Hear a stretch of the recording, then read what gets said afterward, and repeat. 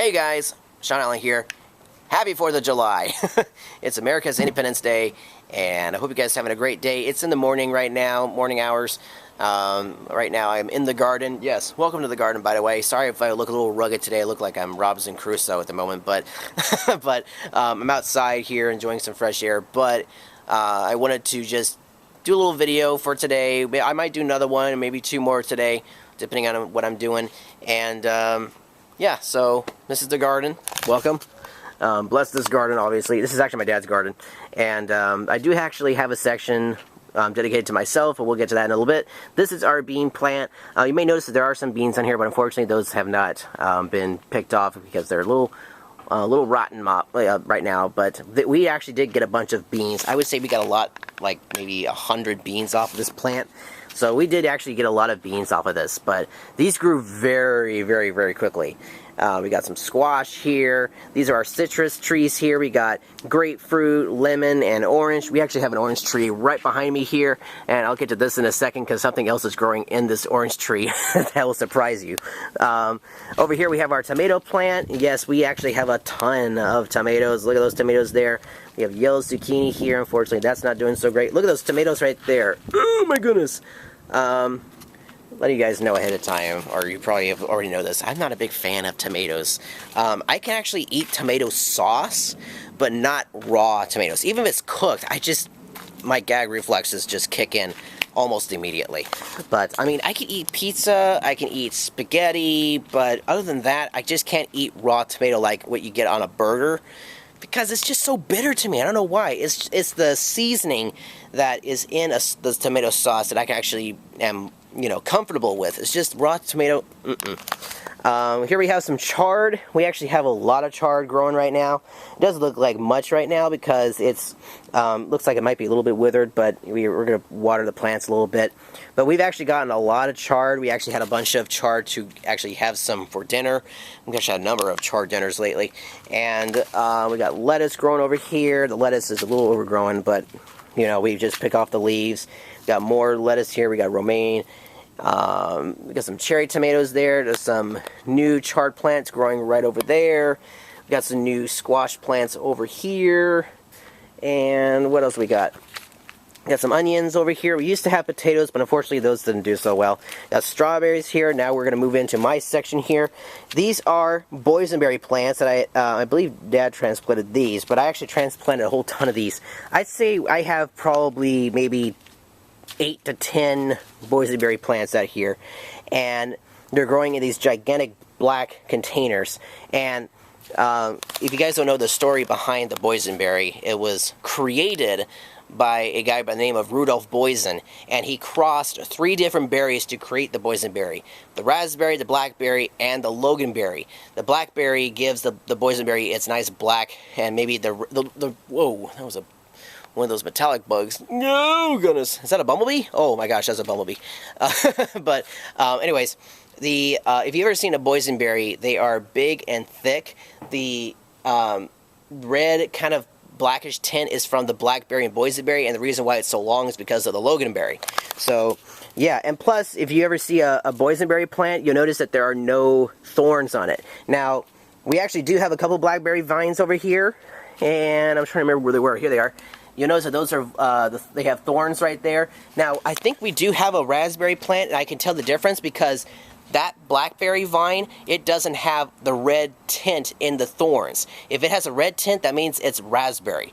So, yeah, so that is one way to tell the difference. Because you see here, this is red. That's blackberry. This is boysenberry because, as you can see, it doesn't have any thorns at all. I don't remember if I have the boysenberry. Oh yeah, there it is. There's actually one right here where it has some of the red thorns on there. So that's the raspberry. This is actually in one of my latest editions. Sorry, the image is a little bright, but this is the blueberry plant that I have. Yes, this is actually a later edition. Get away from me! Good grief! That was that bumblebee again. We actually did get a few blueberries off of this. It did pretty well. This actually has a couple of blueberries on here, as you can see. But yeah, that was a later, like one of my latest additions to the berry, I guess in a way, a berry farm.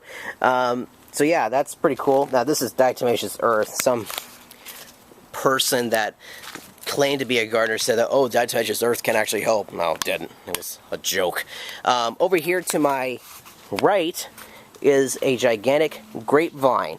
Now I think there's maybe 2, possibly 3 vines in here, but look at this. As you can see, here's a nice section here of grapevine here.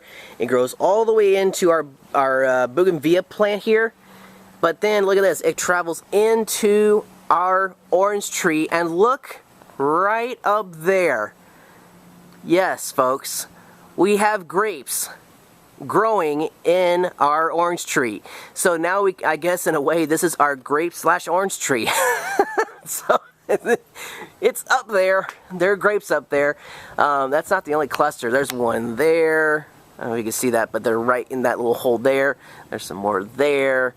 Don't worry, we have some that are down here as well. Those are for the birds, obviously, and the squirrels. We do have plenty of animals out here. Here's some grapes there. Here's another cluster there. Here's a tiny cluster here, but don't worry, there's a lot more.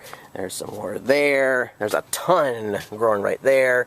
There's a combination of green and purple grapes in here. This is obviously the great ones because this is turning purple. But, yeah, there are a ton of grapes in here. Spider! There's a spider! And this is Cape honeysuckle, by the way, which my mom loves. And that's pretty much our garden, folks. Believe it or not, this is a little bit of history for you. Back before we had this garden here, it used to be just grass. This is going way back to like maybe 1990. This used to be all grass.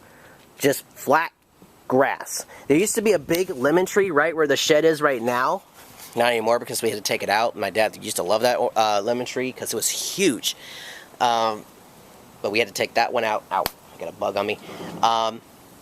Then when I was like maybe when I was about 4 years old, we got a big like swing set right over here. And we used to, I use that thing a lot. But, as time goes along, you get bigger and you're growing up and you can't really swing it anymore because you fear you're going to break it. But eventually it did break. The wood rotted and we had to take it out. And as you can probably guess, we got a lot more space for more garden room. We used to have only one section here for the garden. This area over here used to be just bare. But as you can see, we used to have a huge section here for a lot of different plants. We used to have like one year we had these gigantic tomato plants. They were like literally this high up. They were huge. And we've grown other things in the past. We used to grow corn, sunflowers. What else did we grow? My mom's talking to my dad. But yeah, our normal stuff we usually grow back here is like tomatoes and zucchini. But we did some more things this year. There was one year where I did actually grow some spinach. That was a disaster, but but anyways, we do actually have some other fruit trees around here, but we used to have a ton. We used to have a cherry plant. We had plum trees, a peach tree, but unfortunately a number of years ago we had a really nasty winter and they got killed off. So we still have like one nectarine tree, and we just installed these other citrus trees over here. So yeah, so they come and go. I missed the other fruit trees, but it was fun when we had them. Well, we had a couple of apple trees here too. I forgot about that one too, but they didn't really produce anything. But on that note, that was the garden for you guys. I hope you liked it. I know it looks a little bit run down at the moment, but you know what? We've got a lot of good crops this year. I'd say we've probably had maybe at least 10 to 20 different dishes come out of this garden, which has been amazing. It's nice to eat healthy for once. And if you have a garden, go and cherish it. If you don't have one, go and get yourself a garden.